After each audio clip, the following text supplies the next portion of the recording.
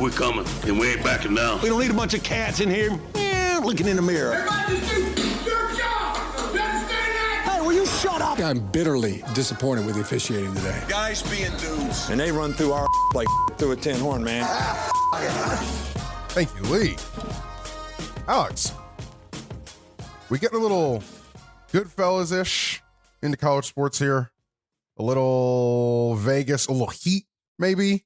What's your favorite casino? I watched Ocean's 11 on a plane the other day. That is a tremendous plane movie. A tremendous, like, rainy Sunday afternoon TNT movie. Tremendous. Yeah, the Ocean's movies, particularly 11, I think are timeless. I think they're good. The Casino movie that I have wanted to see for a while, like it's been at the very top of my Letterboxd list, but I have not yet made time for it, is The Killing of a Chinese Bookie, which is a 1976. Okay. I've not heard of that one. It is a 1976 drama that the real cinephiles out there love, that they say is like one of the real great crime works of our time in the realm of cinema. I haven't seen it yet. If anyone's seen it, let us know how it is. That's up there on my list. I finally watched Goodfellas a year or two ago. And yeah, Richard, we are getting a little Goodfellas in college sports right now, insofar as there appear to be some entanglements between, people making bets and people playing sports or coaching sports. And, that's not typically what governing bodies want. It's not something they like to see or they root for. Yeah, I mean, if in every like NCAA tournament locker room, for instance, there are like these signs that say like, don't bet on it. For instance, that was the NCAA's. The NCAA had a big campaign that was like, don't bet on it for a few years. They still do it. It's just not like that public, but they'll put it in like locker rooms, for instance, at NCAA events and stuff like that. Like, and we're going to get into it, but the gambling thing is like, that is one of the, I can't think of a more clear rule in sports, like overall, right? I can't really think of a more clear guideline or rule in sports at all than, hey, don't bet.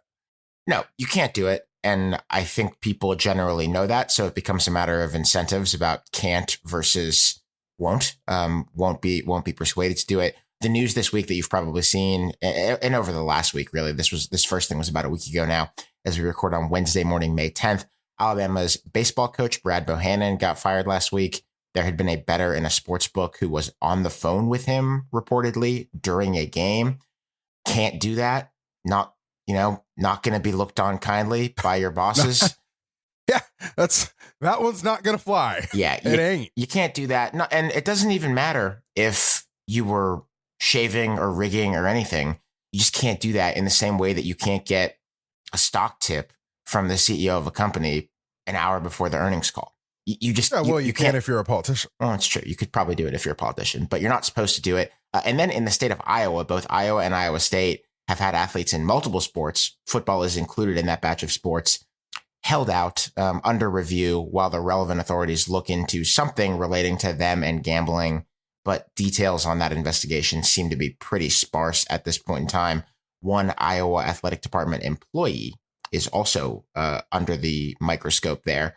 So it does feel, Richard, like between the Alabama case and the Iowa cases, like there's a lot happening at once here in the realm of college sports and betting. Yeah. So the two cases are substantially different, I think. Like you said, with the Alabama thing is, dude, that is wild to me. Like, that is, guy is on the phone with the head coach of the former head coach of the Alabama baseball team. They knew it. That's how they like caught the guy or whatever. Basically, there are a couple companies that conferences and leagues pair up with. One of the big ones is called U.S. Integrity. Most of the conferences, I think, except for one or two, are with U.S. Integrity or Sports Radar. But either way, both of these companies basically do sort of two things. They help you with your data, like getting your data from the league to the team to the game to the league to the book. And then also they help you with like surveillance. It's literally what it is. Using geolocation to find irregular betting patterns, if, for instance, someone is putting a bunch of money down on a college baseball game an hour before their game first pitch, and the starting pitcher on one of the teams gets scratched. So for people who don't bet, college baseball is not offered in a lot of books. Like mine actually does in New York City up here, DraftKings. But yes, it does. But not a lot of places offer it. And when they do, they offer it doing two things. One, they change the odds to be more in the favor of the book. If you bet, Alabama versus Georgia, Alabama 3-point favorite, the odds are more often than not going to be minus 110, which is basically you have to bet 110 to win $100. That matters because if you're doing it on a one-off, it is what it is. Maybe you win. But if you're doing it to the point that me and Alex typically do it, you are basically not going to beat the book. And to beat the book, you have to be not 50%, you have to be 52 or 52.5% winning percentage. So one of the things that the books will do with a sport like college baseball, where they're not taking a ton of action on it anyway, is they'll change the odds to like minus 115, which means you have to win like 56, 57% of the time. Yeah. You gotta cook man, to win over a long. And there's not a ton of data out there on college baseball. Right. To me, I'm not saying you're insane if you bet on college baseball, but I'm certainly not saying it's a responsible decision either to college baseball. Like college baseball is the Wild West to me. I've placed 0 bets on college baseball, just to be clear. So the other thing that they do is also lower the limit, obviously. They may change the limit, or they may let you kind of go like an hour before first pitch or whatever. But for the week or whatever that the game is up, or few days that the game is up, I should say, it will be like 100, 150, maybe $500. Like it's not real money here. It's not life-changing money you can win here. So the books do that to protect themselves because the market's not efficient, right? The market for NFL betting is like good luck. That's blood from stones. If you're betting on a 17-game NFL season and you think you're going to come out substantially on top, just going kind of raw like point spreads or whatever. I'm not talking about props or anything like that. So in a sense, the guy doing this with college baseball, like that's why he got caught, because it's way easier to spot irregular action in a sport that doesn't have a lot of action. I think that you're going to hear two views about this, and one is sort of along the lines of what Richard just said. One is that because sports betting has proliferated so much and because it has become legitimate rather than a black market business, that you're going to catch more people because you're looking for more people. You're keeping a closer eye on things.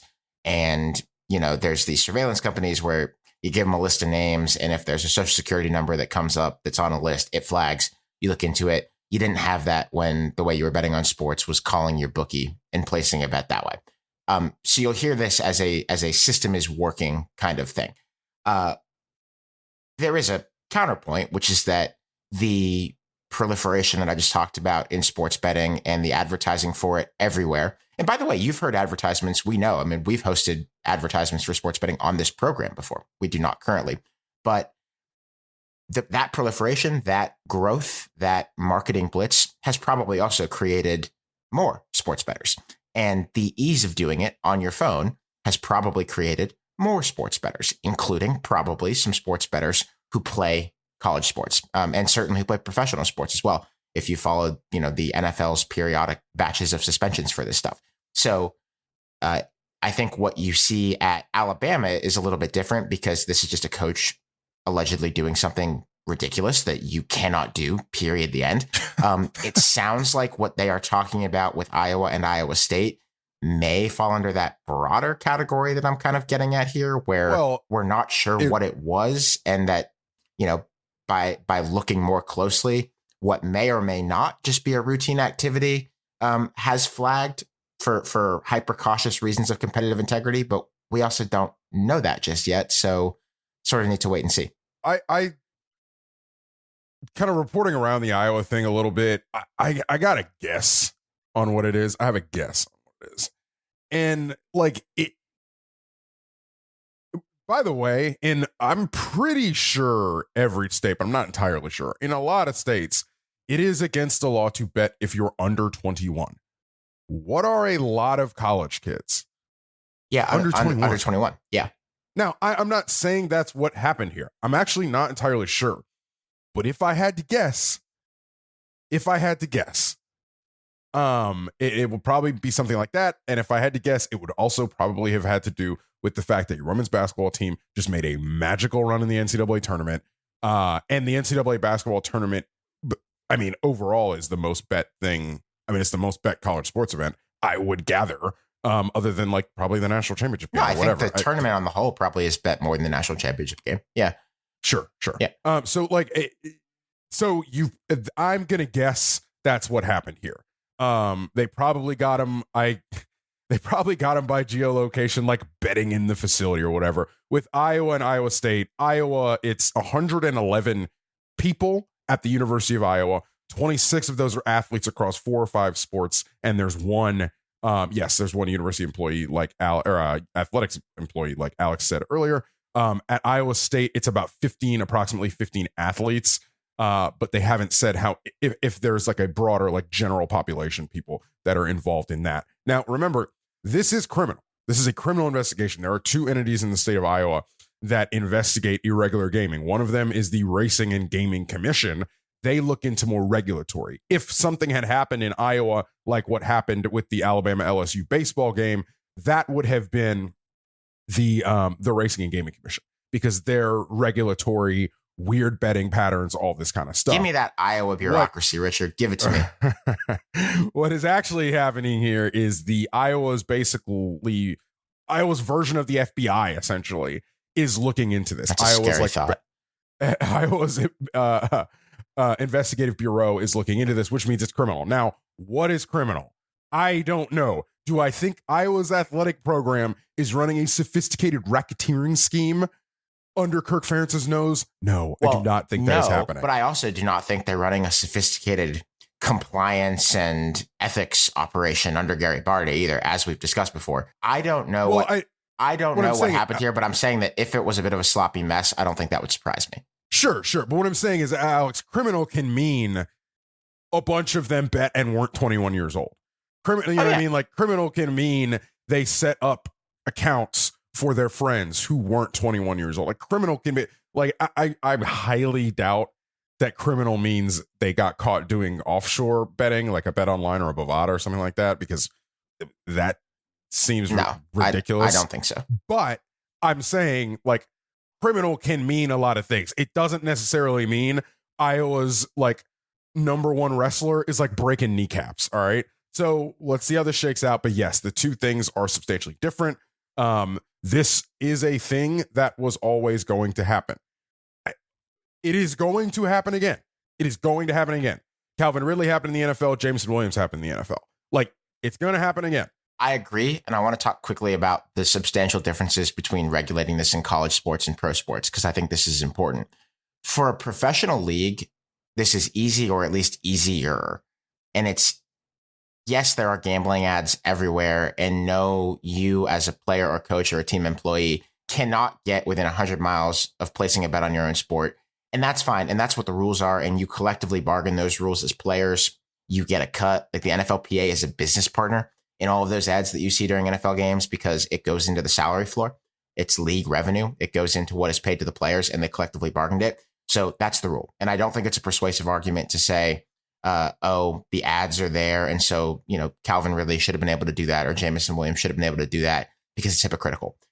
It is to some extent, but that's the rule, and you agree to it. College sports. But I'm also, Alex, also like it. We can't have that. No, of course, right? Of course. We can't have that. No, I'm sorry. To be clear, you can't have that for multiple reasons. I think the biggest reason is that competitive integrity is the reason that sports are interesting. It's the reason. That is not a small thing, Alex. No, like that is like the NBA is rigged jokes, for instance, or whatever. Like, as a league, whatever league you are, fucking Major League Lacrosse can't have you, random fan, thinking the thing is rigged. No. It cannot can't be happen. WWE. There's a reason that the NFL is so overzealous about this. I mean, like, they understand where the bread is really buttered and why people pay to watch the games and why TV networks pay to air the games. It's because you don't know how it's going to end. You watching a lot of replayed games when you see them on NFL Network? You sitting around watching those for 3 hours and sitting through the commercials? I will say, if Jags Chargers wildcard game comes up, I am spending some time watching that. So I think we agree that it can't happen and that it's a problem for sports. But here's the thing: for college sports, how do you appropriately address it? I think the NCAA's rule right now is pretty simple. It's you can't bet on sports. Period. I think it's, and I have some understanding that you cannot bet on any sport that your university sponsors, but No. It's not university. It's the NCAA. The NCAA so sponsors. You cannot, if you are a football player, you cannot bet on the NBA because the NBA is a sport at any level that the NCAA sponsors, right? Sure. That's how that works. And now remember, like I was saying earlier, Alex, the part of it is not wildly illegal. I shouldn't say that. It is illegal to bet if you're under 21. So college sports kind of, in a sense, benefits that because, half your athletes literally cannot bet legally. For college sports, it is tricky because there's no union. There's no collective bargaining. These are not paid employees. I think it was even weirder and stickier when there were, until very recently, a few schools that were doing deals with sports books, where it was like, damn, I mean, they're not getting a cut of that and they can't partake in that. And that's weird. The lack of a collective bargaining vehicle to set these rules means that the NCAA is going to, and athletic departments are going to have to do this by fiat. And yeah, they kind of have to do it because I agree with you. You just can't have people sharing an athletic department building betting on each other's sports. Like it's not going to work for the competitive integrity concern that underpins every single sport that gets played anywhere. But good luck getting hundreds of thousands of athletes or tens of thousands of athletes who don't get paid. Good luck, trying to prevent that. It's just harder. It's also, there's more names to monitor. It's a bigger regulatory challenge than it is in the NFL or the NBA or the NHL, but it's tough, man. I don't know how athletic director X or athletic director Y is going to be able to successfully dissuade college athletes who, 100% of college athletes who don't make much money to take an opportunity to do something easy on their phone. And that is, of course, a separate thing than, the insider betting information or what Bama's baseball coach is up to. Obviously that stuff, you could never do that. You can never do that. I do want to separate the two issues. I think that the way forward here is that the NCAA is going to have to look very closely at exactly what is banned and exactly what is the punishment for doing what. Bama baseball coach thing, see it. Probably can never play college sports again. Place a bet on a sport you don't play on your phone. I think if that's going to be an NCAA crime, there's going to be a lot more NCAA criminals in the next few years. And maybe that's fine. I tend to think okay. I tend to think that there's a regulatory thing. Now, what they do have to figure out and what they do have to get a handle on is, this is kind of, when you get into the NCAA enforcement world, there's kind of this topic of cooperative enforcement, right? It's enforcement working with the school directly. It's the school not necessarily hiring some third party, white shoe law firm or anything like that. It's let's work with the school directly. Hey, this is what we found you did. Show us where you are compliant. Show us where you aren't compliant. Work with us. There's a penalty matrix. Here's the hard cap on the penalty. Because you worked with us, we can whittle it down. Now, yes, you're going to complain about how that then is adjudicated differently across different cases, and a case by case basis can kind of get messy and yada yada yada blah blah blah. But the penalties probably do need to have some wiggle room so that you can have cooperation, so that you can have athletes who may self-report. I know that may be a little Pollyanna, but you have to have a little bit of wiggle room there. It's tough to sit here and say that I'm a college football player and I can bet on women's basketball because I know how physically close those athletes all are at every school, right? Yeah. Like we're all at training table together. We're all at the athletes' dorms together. We're all at parties together. Like No, they can't bet on just- each other. They can't bet on each other. And I agree with you. I agree with you. It's just, it doesn't work. And also it creates, I think, the potential for significant problems within an athletic department, even if you set aside the potential for manipulation of markets. It's just like, imagine what that's going to do if you got people losing money on other people at the same training table or in the same coach's office. Like it's a problem, man. Like we would call that a fucking mess if we were looking at an athletic department where that happened. So, but I do think that dealing with this is harder because college sports is college sports, and the people in charge insist on pretending that everyone here is an amateur in it for the love of the game, and there's no collective bargaining. I think it makes it harder.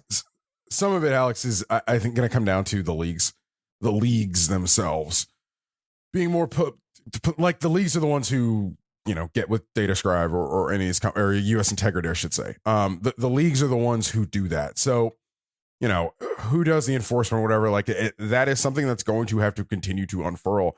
You know, this is going to continue to happen. It just is. Just like players were going to continue to take money when that was against the NCAA rules, in the way that it was against the NCAA rules, or doping, whatever. Like it is going to happen. Richard, you mentioned at the top of the show, Goodfellas. In case anyone doesn't know the story, you should know the story because it's a good story and kind of a sad story, very, very much a sad story. But Hank Hill, the mobster who Ray Liotta played in Goodfellas, was the guy who put the feds onto the Boston College men's basketball point shaving scandal in the late 70s. This was the guy who did the Lufthansa heist at JFK, Richard, in your neck of the woods. And, you know, also just did like a wide range of crimes. Henry Hill did. And he kind of like offhandedly mentioned something about visiting Boston and raised in the movie and in real life, and raised the suspicions of certain federal agents who then looked into it and found that, you know, organized crime and a couple of Boston College basketball players had been shaving points. So there's a good 30 for 30 on that as well that ties in the movie and the real thing that happened as well, by the way. Sometimes fiction and nonfiction blend together very closely. But yeah, Goodfellas being a college sports story was one of the real stunning things for me in life when I learned of the connection between the two. Richard, if you want a way to pretty much guarantee that you're going to win rather than leaving it to chance as you do when you bet, how about homefieldapparel.com? Your home for premium, vintage, extremely comfortable collegiate apparel. Now we do a video podcast, youtube.com/@splitzoneduo. So if you're watching us there on YouTube right now, you can see that, Richard, you're wearing Home Field today. One of my favorites. It just says Home Field. It's basic. It's classic. The classics never go out of style. I am wearing my Big Sky Conference hoodie, which is one of my favorite pieces of Home Field apparel that I own. And actually on my way over here to record this podcast today, Richard, Home Field brings people together. I talk about this all the time, and it brought me together with a listener of the show, Jason from Birmingham, who is in town doing some work on Capitol Hill. He's a doctor, and he's doing work on Capitol Hill this week.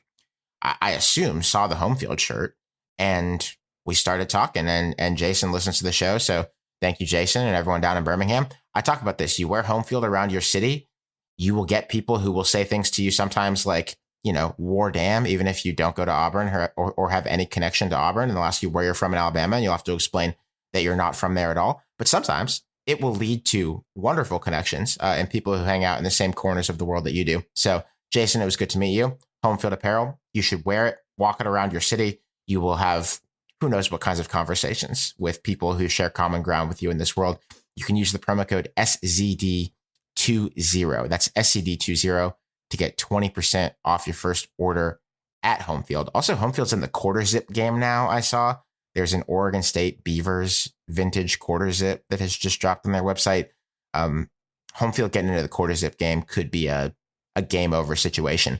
Richard, before we take a bunch of listener questions, I do want to ask you, what are your plans the night of June 15th? What are you doing? I think I will be like our doctor friend that you met in DC on Capitol Hill. It's SCD goes to Washington, baby. SCD goes to Washington. It's Thursday night, June 15th. It's at a great venue called Penn Social.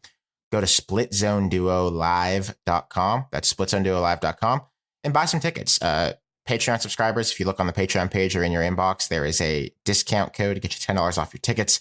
But we have been thrilled and honestly kind of overwhelmed with the response that you've given us to the show in the first week. I feel like one of those athletic directors who gives like trade publication interviews, and it's like, yeah, we're really pacing ahead of where we thought we'd be with season ticket sales right now. Demand, yeah, like we're gonna have a great atmosphere, one of the best atmospheres in college sports, and I do think really that we are gonna have an incredible time on the night of June 15th. It's gonna be a live taping that'll be an hour or so. We'll open the doors before that, hang out with other people who love the show, love college football in the same way you do. We are gonna start the show around 7:00, and then we're gonna hang out the night away. It's a great event space and bar at Penn Social in DC. So we would love to meet you there. We would love to see you there. We think you'll have a good time just meeting up with other people there who, again, like enjoy the same things that you do. You will get an SCD tailgating gift, and there will be an off-the-record Q&A afterwards. So, and then we'll all hang out. So it's going to be a blast. That is splitzoneduolive.com, Split Zone Duo Live in DC on June 15th. Can't wait to see you there. It's going to be a blast. Richard, it's time to take some questions from our smart, open-minded, wise, $10 and up patrons at splitzoneduo.com who submitted quite a few questions for us this week about a whole range of college football topics. And May is a tremendous time for a mailbag episode. So I'll jump right into it. This is a question from Dan K about the Big 12 commissioner. Is Brett Yormark doing a good job, or is he just waving his arms in a circle yelling, "Look at me, I'm doing big stuff"? I personally keep dumping on all of his ideas, but I'm a huge cynic by nature. Although Dan didn't say dumping. He used a different word. Your thoughts, Richard, on Brett Yormark's performance in the Big 12 so far? I think that the latter is the job. I think doing the latter well informs the former. I think part of Brett Yormark's job is doing the "look at me, I'm doing big stuff" things.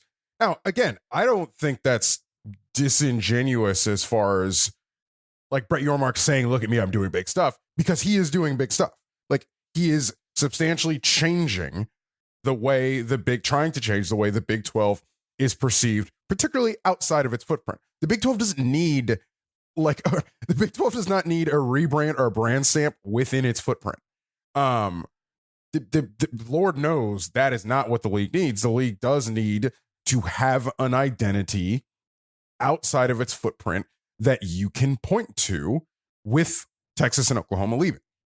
They have to figure that out, and they are figuring that out.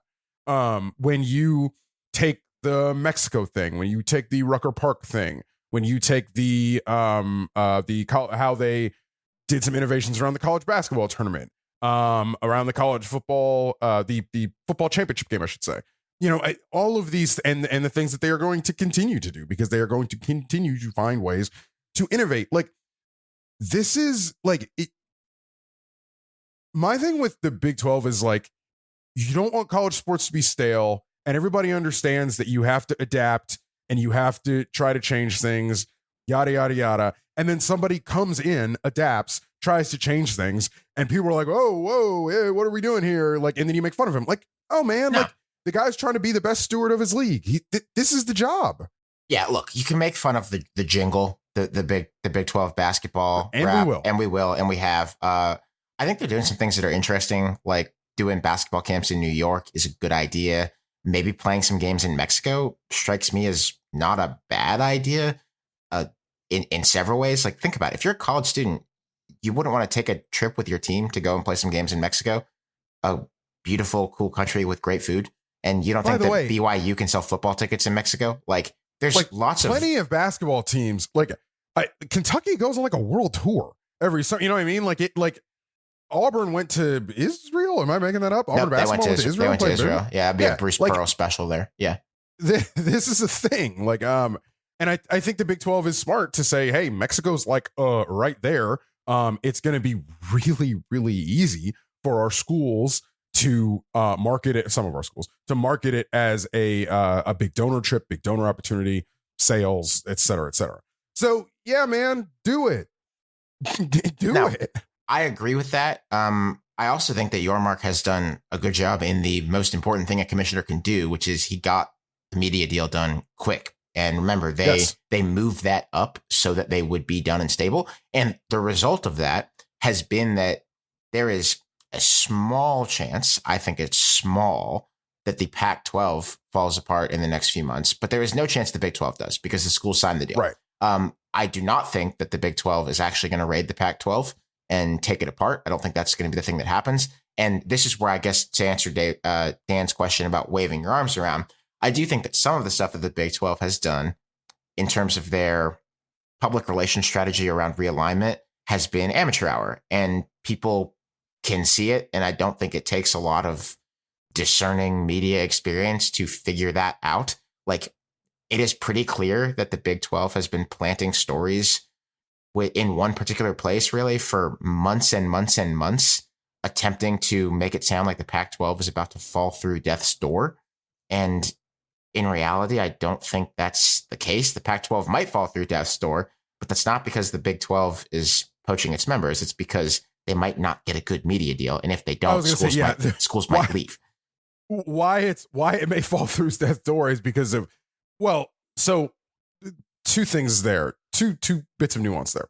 The one thing is the reason why, if you think the Pac-12 is going to fall through death's door imminently, they're going to do that because, as you said, the media deal isn't good or isn't to the liking of some big hitters in the league.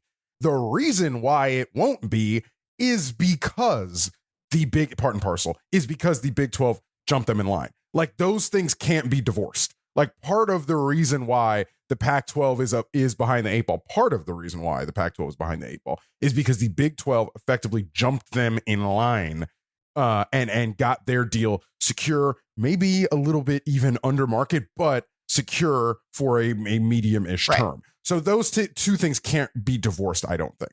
But I don't know that the Big 12 is as sophisticated as it thinks it is, with like the incessant leaking about how Big 12 schools, the four corner schools, are about to jump. That's not reflective of the reality that I understand. I think a lot of people in college sports, including at least one or two athletic directors and presidents of the Pac-12, including at those schools, have come out and been like, come on, guys, this is very silly. So I think they think a little too much of themselves because they have found, a place to leak some stories and get them published about how aggressive they're being about poaching the Pac-12. And so there is a little bit of that waving hands around, look at me, look how effective I'm being, when in reality, you did do the effective thing. You got the deal done, but now you're just, trying to keep yourself busy or act like you're doing something, when the real thing that's going on here is the Pac-12 is negotiating a deal, and Oregon and Washington are maybe, giving a little look across the bar to the Big Ten and just wondering if they might send some drinks over. And none of that has anything to do with, again, like the Big 12's kind of sloppy leak campaign, I would say, about the Pac-12. But so, yeah, the answer to is he waving his arms around or actually doing a good job is yes to both. This is a question from Lucas S. Richard. Let's put it on the actual football field because you got to do that sometimes in May. Simple one. Buy or sell the Florida State University hype train? What is buying? That it will be justified? I don't know. Let's say go to the ACC championship game. Let's say that. I'd buy that. I can buy that. And a New Year's Six bowl. New Year's Six bowl. Yeah. Well, yes, because for all intents and purposes, they are effectively the same thing. You have to beat Clemson. Okay, I know that game has juice. I'm changing the world with that statement. That game has juice for the first time since 2016. That was the last time that game had any panache. Juice, yeah. Like that game is gonna have juice. It's week 5 in Death Valley. It's week 5. God, it's week 5. That's early. I don't know what Miami is going to be like. I imagine we're going to have to hash that one out, even though they're on opposite sides. Is this the year they scrap divisions, or is it next year?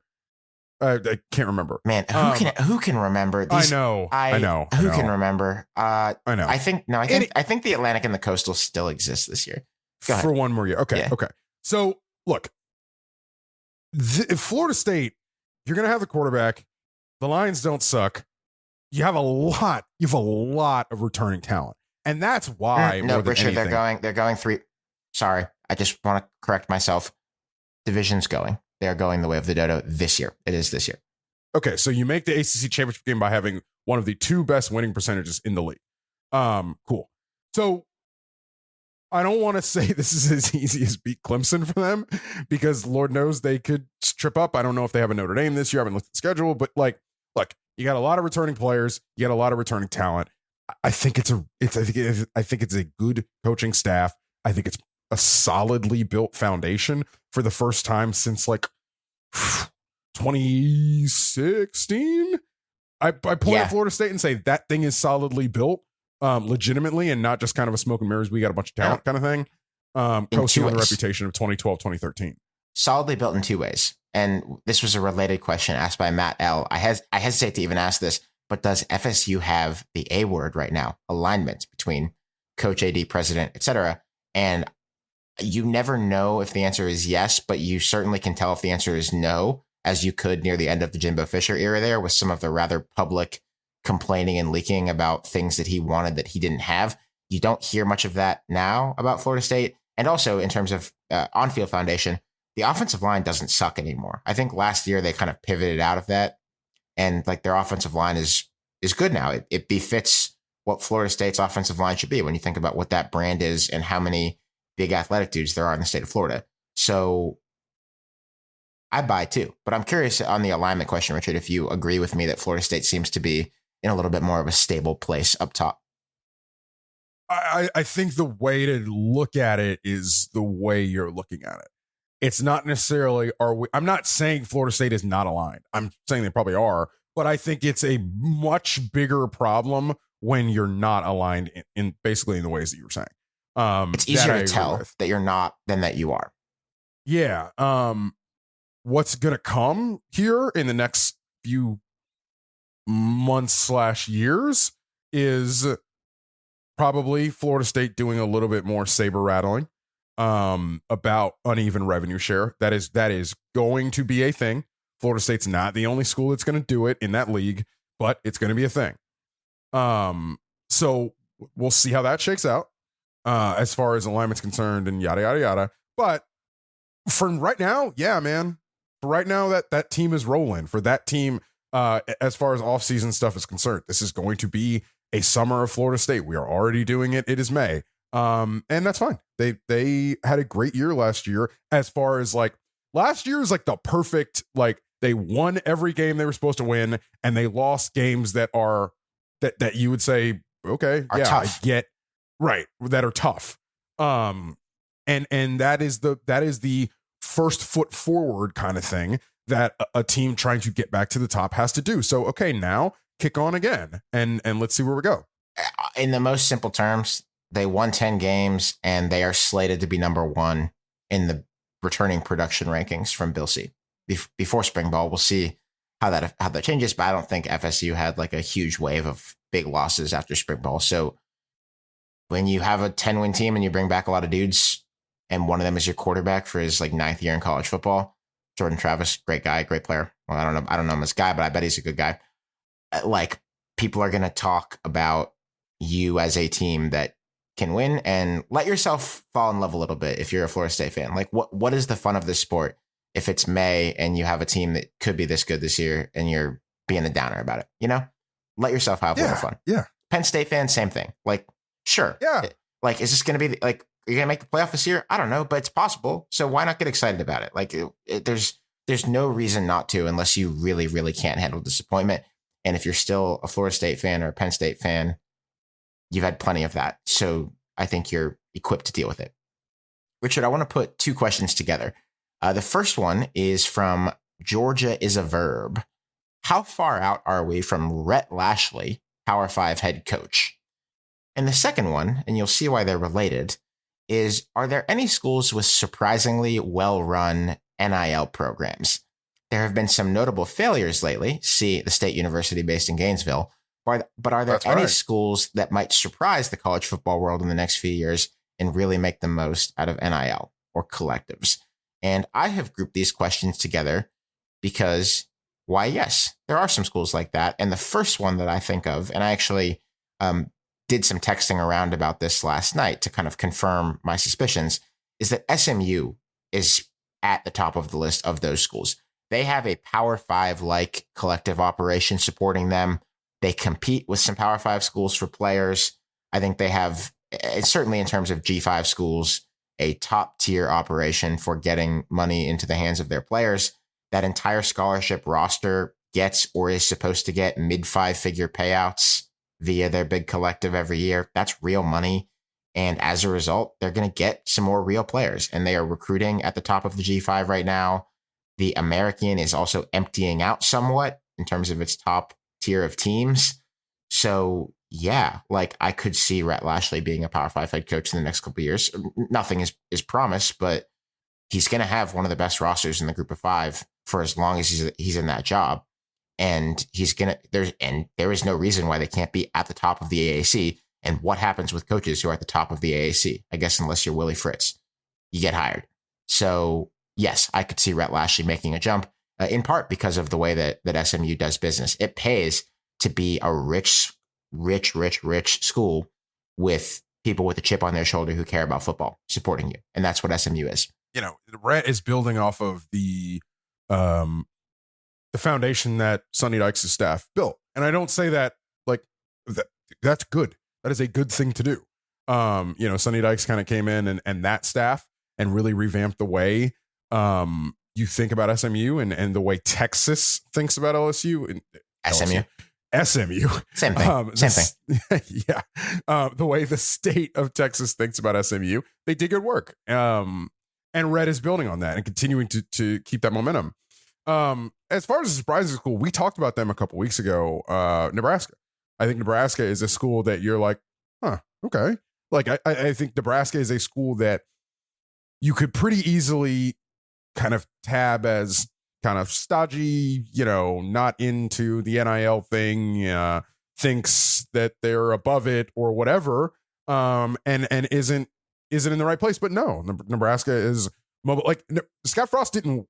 The reasons why Scott Frost didn't win actually don't really have a ton to do with the collective not being in alignment or anything like that. Like I think they're in a good spot.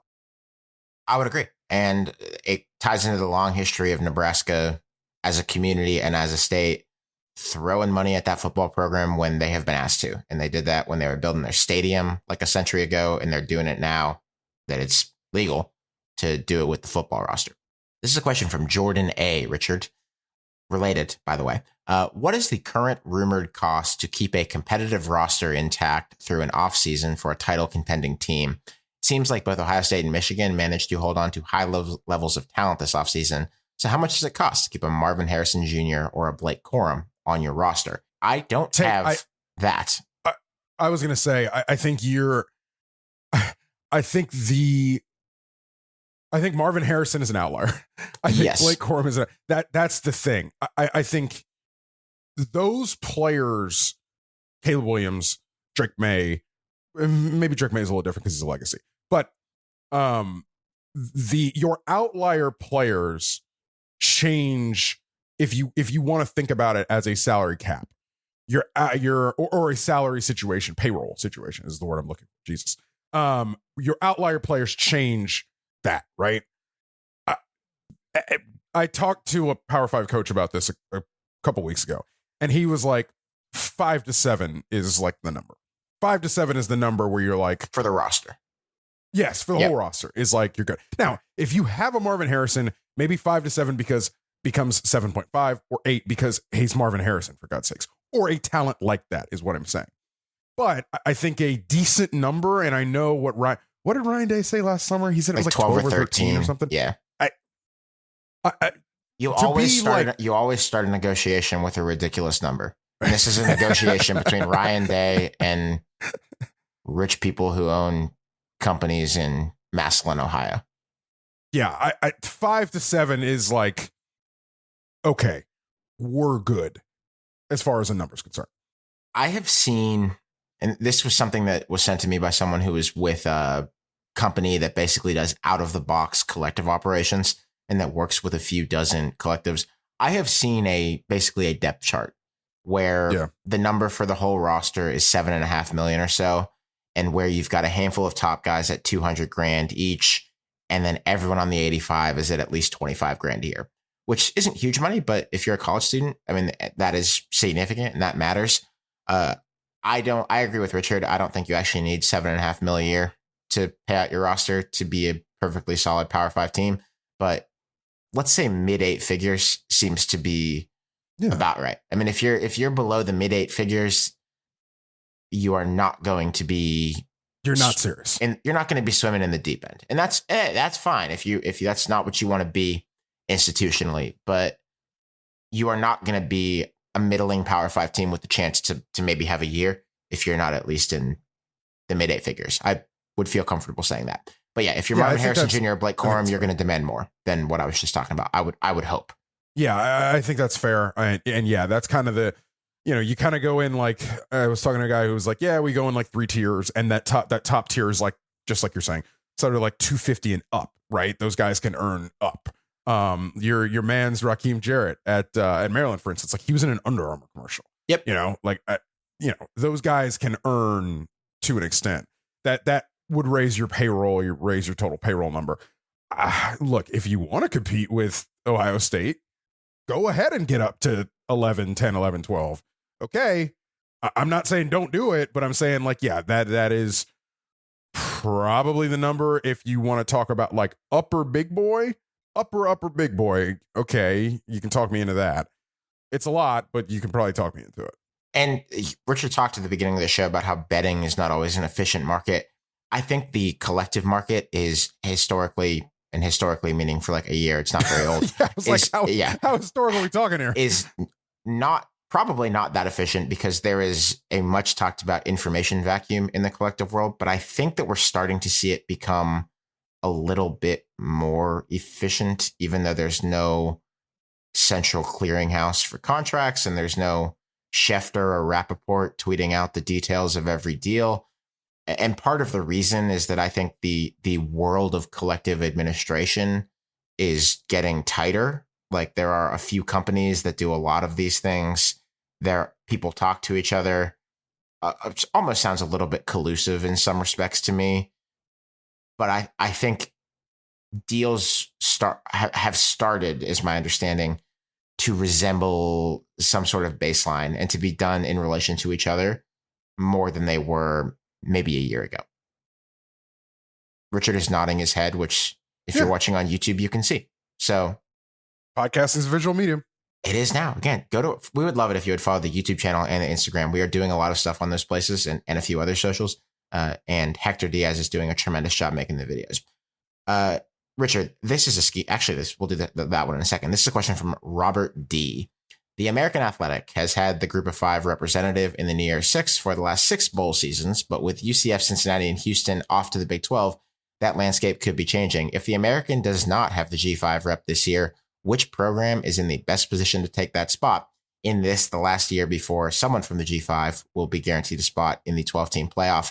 For me, the appealing answer is to say the Sun Belt winner, because I think the Sun Belt is rapidly rising to the next best G5 league, certainly the top after the American. But consider that James Madison, which I think might be the best team in the Sun Belt, is ineligible still for the postseason because of reclassification rules. And then consider that the Mountain West is terrible, but Boise State might not be, and they made big strides at the end of last year. That is not where I thought you were going to go with that. Well, tell me where you thought I was. So, but I am going with Boise. I think Boise State is probably on pole, certainly outside of the American this year, because I think they have figured out they looked cooked. We talked about it on the Hurry Up. They looked cooked through 2 or 3, maybe 4 weeks last year, but then they figured it out. They made a quarterback change. They made an offensive coordinator change. Yep, they fired their offensive coordinator. It feels to me like it could be a Boise year. Feels that way. I was going to go either UTSA or but they're in the American now, Richard. Well, yeah, because they're in the American. Liberty. The answer is going to be Liberty for quite some time. Maybe not in year 1 because he's building something, but I think the answer is going to be Liberty here for a long time as far as what's your path to 12-0. Because I don't want to say this is a problem because I think it's great for the Sun Belt, but can you get somebody 12-0 in that hyper competitive conference? Sure, but also you trip up once or twice and you're not 12-0 and you don't make 12-teamer. So yeah, I'll take Liberty. Okay, I don't think I agree with that, but I could see the path if the rest of CUSA gets very flat. I'm just thinking that last time we saw Liberty play, they were getting boat raced by New Mexico State. So I need to see a bit of growth. I do think Chadwell's a good coach, but I think late stage Hugh Freeze's Liberty without Malik Willis, the year after Malik Willis, is a different kettle of fish than a Jamie Chadwell Liberty, which after year one in that league, which different deal. I'm penciling Liberty until proven otherwise. Okay, Richard, this is a question from Eric H. We often hear that the air raid offenses, Tennessee, Baylor, and Ole Miss mentioned, and we can quibble about. I understand. Not air raid. I understand. Not air I'm raid. reading the they question. Are not air raid. I'm reading the question. I knew we would be having that discussion. But we often hear that these offenses cannot translate to the NFL due to spacing. Based on my elementary level understanding of scheme, why are the hashes such a big deal in college versus the NFL? Can't the greatest minds of the NFL create the same wide open spaces like we see in the college game?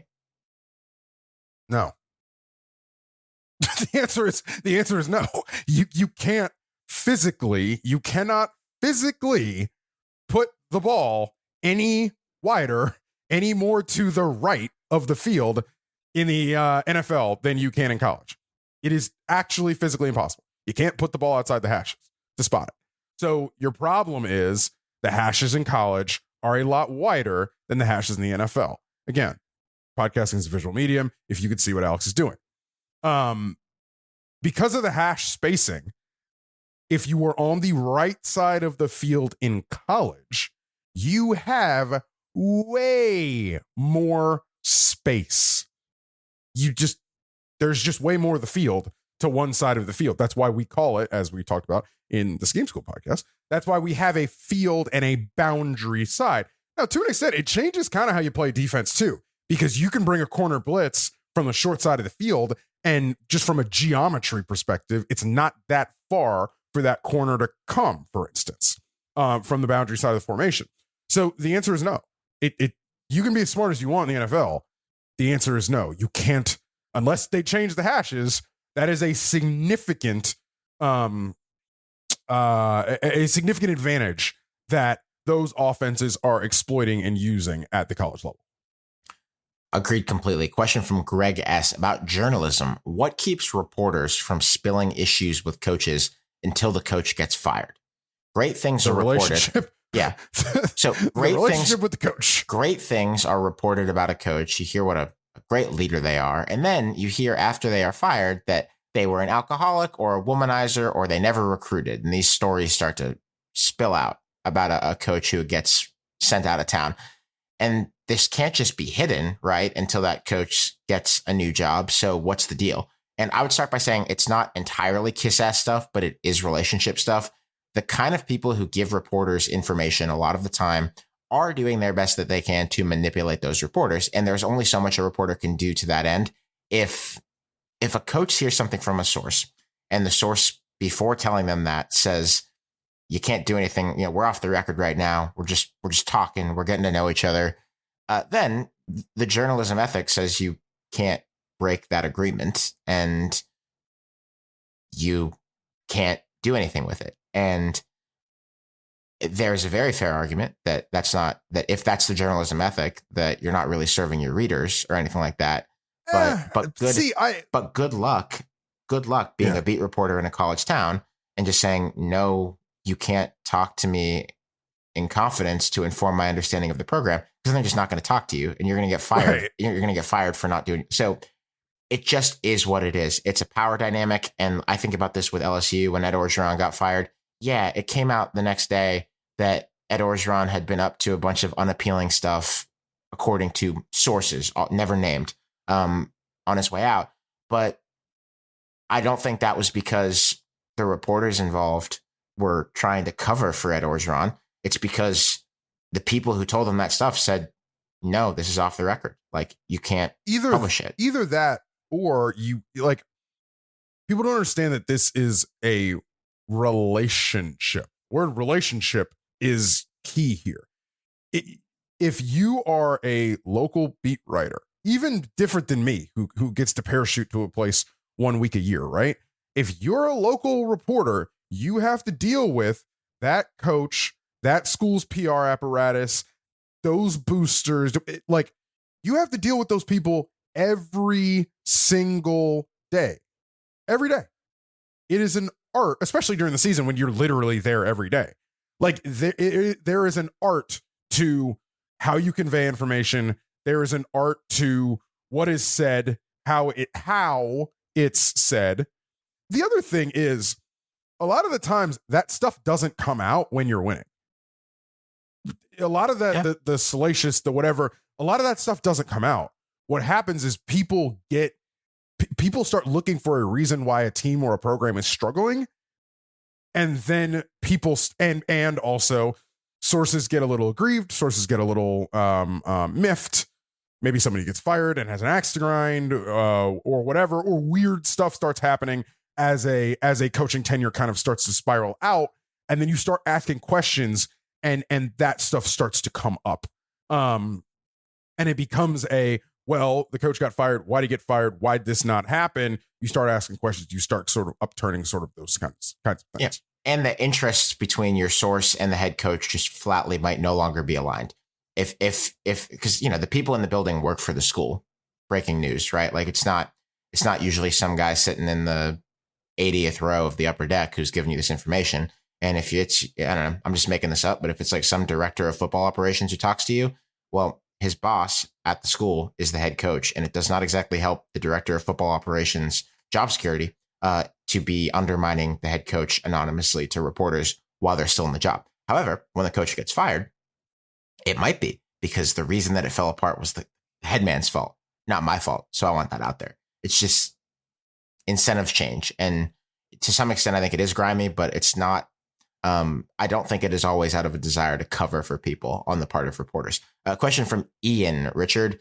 We hear a lot about how current conference expansion is driven by brands as much as by markets. If that's the case, how do conferences quantify these brands and their worth? There are different brand equity models used in the marketing science space, but a university's athletics department wouldn't seem to fit the usual ones. Is there a magic number that a school needs to hit in order for their additional value to outweigh the cost to a conference of having another mouth to feed?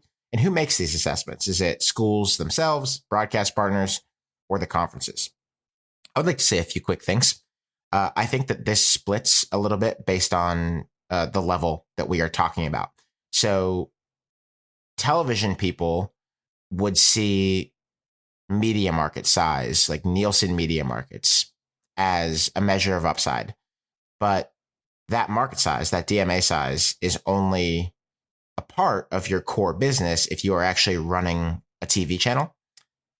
Because especially in 2023, 2013 or 2003 is a different story. Yep. If you are running a TV channel, so you're the Big Ten, or if a major media company runs a TV channel on your behalf and pays you for the privilege, like the SEC. Remember, the SEC does not own the SEC network, but the it's Big half Ten, and half, just like the Big Ten is 60-40. So the Big Ten does a split, and I think Disney and the Hearst Corporation have the actual ownership stake of the SEC network, but obviously it's SEC, 50-50. But the it's SEC either gets 50-50 paid. or 51-49 For the SEC network? Yes, it is. Okay. It's either 50-50 or 51-49. At any rate, if you are in the conference TV network business, you care about market size. That is the metric. That is a metric that really matters to you, because in the case of the Big Ten network, you can charge a carriage fee that Comcast or Verizon or whoever pays you, and then they will pass that on to us, the paying subscribers, or YouTube TV subscribers or whoever. And so you can basically put a tax every month of 50 cents or so on everybody who has a big TV package in an entire region. And so market size matters. And so that's why the Big Ten was so interested in getting Maryland and Rutgers in 2012. That is why, among other reasons, I think USC and UCLA are obviously very Tony brands, but that's why the Big Ten became the first coast-to-coast conference. Like, that's why the Big Ten is now in Los Angeles as much as anything else, I would say. Well, hold on there, because remember, yes and no.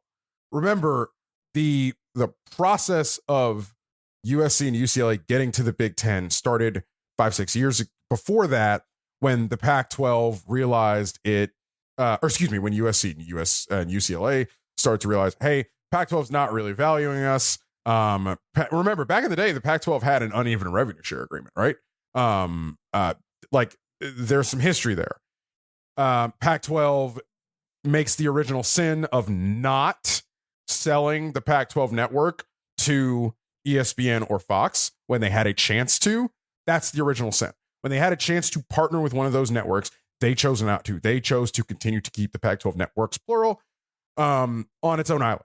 And that was a mistake revenue-wise. USC and UCLA saw that, and that was one of the reasons they said, hey, we're out. Picked up the phone. Kevin Warren was more than happy to answer, and off they went. Again, I do not think Kevin Warren did not do anything to get them, but Kevin Warren did not poach them. They picked up the phone actively. That there's a verb agreement there that I think is important to think about it. Now, remember, realignment decisions are, when we get to real realignment decisions, who actually makes those decisions, we get outside of athletics and involve school presidents. And when you involve school presidents, it changes the makeup of things. Because, and we've talked about this on the show before, you get out of sports brain and into academia brain to an extent. There are plenty of presidents who get sports, who are really into sports, who are really involved. You got plenty of presidents who aren't, or don't know, or don't value, or don't whatever, have their own motivations for sports, all that sort of stuff. So there is not a one silver, but I think 15 years ago, you could say TV market, go get them. I mean, that's what the Big Ten did. Go get DC, go get New York. Sure. Because of the Rutgers. carriage fees. Yes. Sure. Yes. But I think that is part and parcel of the deal now. And also there are other factors at play. I think that if you are not operating your own TV channel, it is a more straightforward ratings play, which is where it becomes brands, not media markets. You know, Austin is obviously a huge city, but like Norman is not, Oklahoma does not have huge media markets, but the SEC went to get big brands because people are going to watch games with Oklahoma and Texas in them. The SEC network already has a ton of carriage. Like, I don't think, especially in the footprints of those two teams, that they're adding very many new SEC network subscribers for Disney at all. I don't think that that's the way that deal is unfolding. I don't think it's Oklahoma. Yeah, it's Oklahoma. That's how that deal's unfolding. Yeah. So what are your incentives? Are you trying to grow TV network carriage? Then okay, DMA size is really important. If you already have it and you're just trying to get paid a fat amount of money to put your games on TV, then you're looking at brands. It doesn't do you a lot of good to have a team in, I don't know, Houston, but it's Rice and nobody watches their games if you're just trying to get ratings. So I think that distinction is important. The interesting tweener league here that I think has its hands in both of these things, ratings and DMA size, is the American, which clearly cares about market size because you look at who they've added: San Antonio, Charlotte, Dallas area, Miami, Fort Lauderdale area, Houston, Birmingham, which is, by the way, a huge college football TV market. I know we have a lot of listeners there. Like, it's not a huge city, but it's by college football viewership. Birmingham always beats everybody. It's kind of funny. That is interesting because if you're the American, you are just thinking about upside. Like, if one of these teams catches fire, can they get more sidewalk fans, more fans in the door because they're in these places? To an extent, but remember, they don't have South Florida. They have FAU, right? Yeah. Like, that's the thing. That's where I caution to say, just pointing at media market is not that can get you into trouble here. Yes. That can get you into trouble. It absolutely can. But it just, there's no one size fits all for I think what conferences value. I think the Big Ten's value prop, because of the effort to get the Big Ten network into as many homes as possible, is always going to be different for an incoming school than it is for really every other league, I think, at this point, probably including the SEC network, because I think the SEC network is in a more dispersed range of places than the Big Ten network is. So there's still more. I don't think there is a significant difference between how many homes both are in. I think both are. My understanding is that the Big Ten network is not all over the Western United States, and that they think that adding the two teams in LA will help them get I understand. Significantly more carriage. I get what you're saying. But it's different. And if you're the Big 12 now and you do not have a Big 12 network, and you're probably never going to, something Bob Bowles talked about, what matters to you? It's having schools that have fans that people will watch. And UCF has become a school like that. They have a ton of alums, and they've also been very successful in football. Cincinnati has a lot of fans. Power conference history, big city. Houston, same deal. So it just depends on what you care about as a conference and what you want. A related question is from Alex S. In a future where the SEC and the Big Ten do go beyond 16 schools, if the SEC decides it wants to get further west in the future, wouldn't the Arizona schools fit what the conference is looking for? And I wanted to quickly take this one and say, I don't think so, but maybe, Richard, you could maybe tell me what you think the SEC is looking for. I would just say that if the Big Ten continues to go west and grabs Washington and Oregon, or even Stanford or whoever, it would be kind of weird for me. I think kind of weird for the SEC to chase westward expansion just to chase it, because they wouldn't be getting the glossier brands if they did that. Right. And wouldn't you rather, like, the Big Ten goes and gets Oregon and Washington, which are in media shininess and in prestige way above the Arizona schools. Why would you do the Big Ten but worse if you were the SEC when you could just go the other way? Cal and Washington State. You could just go the other way and say, we are a truly regional conference where it just means more in the American South.